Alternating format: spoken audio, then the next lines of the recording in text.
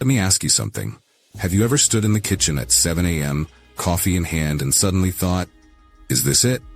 Not in a bad way though, but like, I've raised my kids, worked my job, paid the bills, done all the right things, and now I'm retired.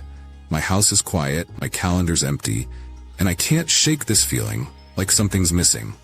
Yeah, just like many others out there, I've been there. And not just once, for years, I felt like I was fading into the background of my own life. At 65, I thought I'd earned the right to just rest.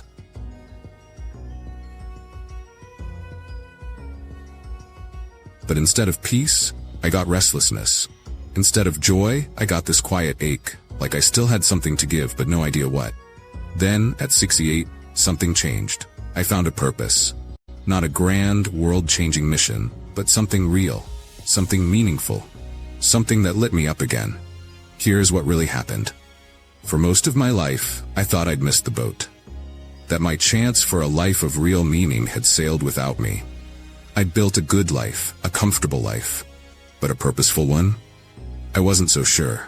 I thought finding your purpose was for prodigies and 20-somethings starting tech companies. Not for someone like me. Not at my age. Well, I'm here to tell you I was wrong.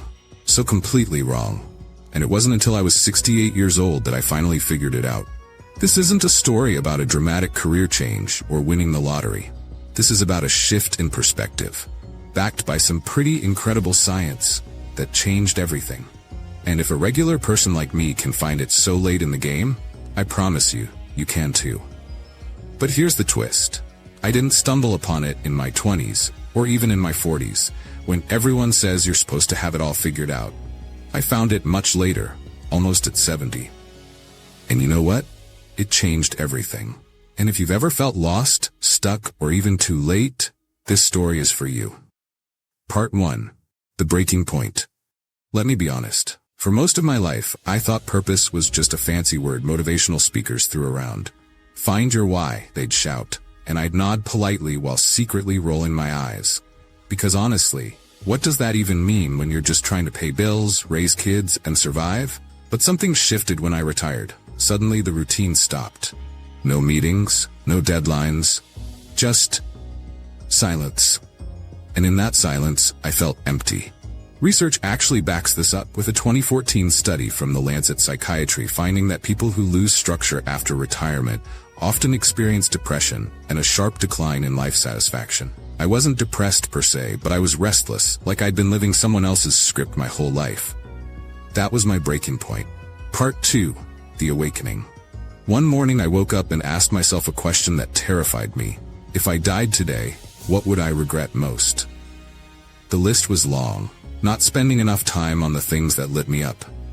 Not writing that book I always wanted to. Not being present with my grandkids. And here's the kicker.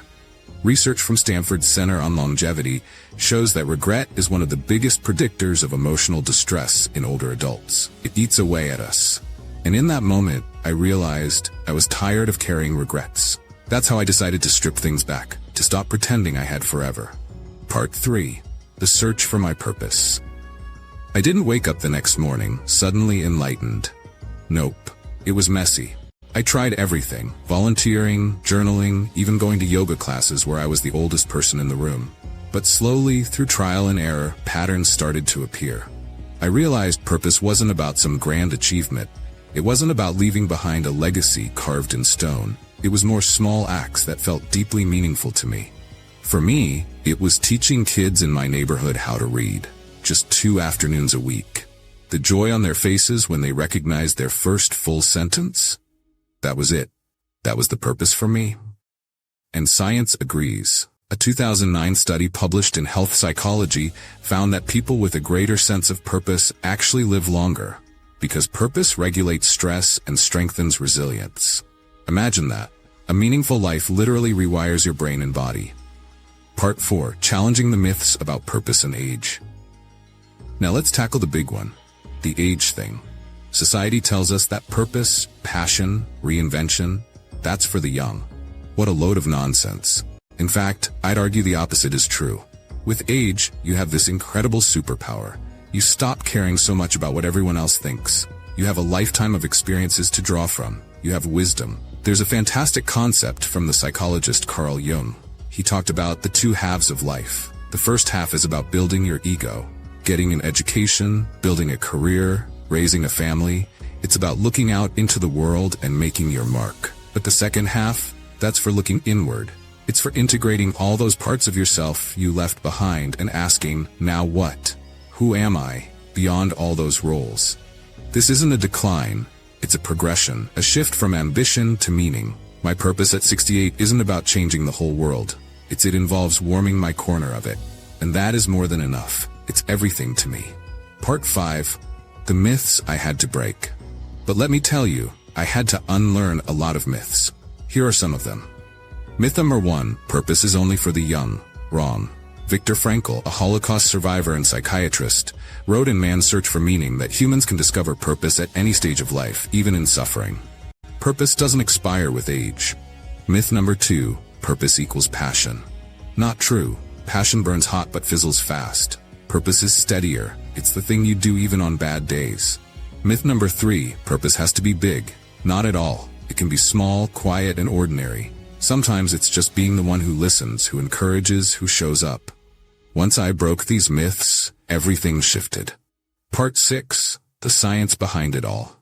As I kept on enjoying my newfound purpose, I stumbled on neuroscience, which shows that when we feel purposeful, our brains release dopamine and oxytocin, those feel-good chemicals that strengthen motivation and connection. In fact, a study from Northwestern University also found that older adults with a sense of purpose were 2.4 times less likely to develop Alzheimer's.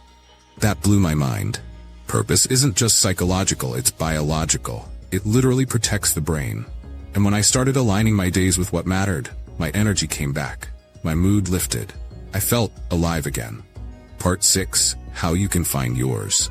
So how do you find your purpose, whether you're 28 or 68? Here's what worked for me. 1. Ask the uncomfortable questions. What would I regret most if I died today? Painful, yes, but clarity often hides behind discomfort. 2. Look for patterns and joy. Notice the moments when you lose track of time. That's where the gold lies. 3. Experiment. Don't overthink. Purpose isn't found in theory, it's discovered in action. Try, fail, adjust. Repeat. 4. Shift from self to service. Purpose often grows when we contribute beyond ourselves. Whether it's mentoring, creating, or simply caring, service amplifies meaning. 5. Stay curious, not rigid. Purpose isn't a destination, it evolves. Mine began with teaching kids, but it's expanding into writing and storytelling. Closing reflection. It's never too late to find your purpose in life. Hence, here's my truth. I found my purpose at 68, and it wasn't too late.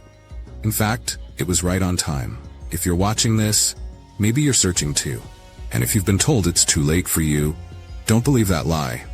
Purpose doesn't care about age. Purpose cares about willingness. And sometimes the best chapter of your life starts after everyone else thinks the story is over. So, what's calling you? Because for me, finding my purpose didn't make me rich. It didn't make me famous. But it made me me. It filled my days with a sense of quiet intention I never knew was possible. The anxiety of, is this it, has been replaced by the calm of, this is today. And today, I know why I'm here. The journey of finding purpose is the purpose. It's in the trying, the connecting, the building. You haven't missed the boat. The boat isn't even a boat. It's just you, deciding to put your oar in the water and start rowing in a direction that feels right, today. If you learned something new today, don't just let it be another video you watch and forget. Take 5 minutes after this video. Write down one thing, just one, that makes you feel alive. Then, go do it this week. I'd equally love to hear what you discover. Tell me one small thing you're curious about in the comments below. Let's build this purpose together. Plus, if you want more calm, wise, and practical insights on self-discovery, personal growth, and finding meaning, hit that subscribe button. Let's figure this out together.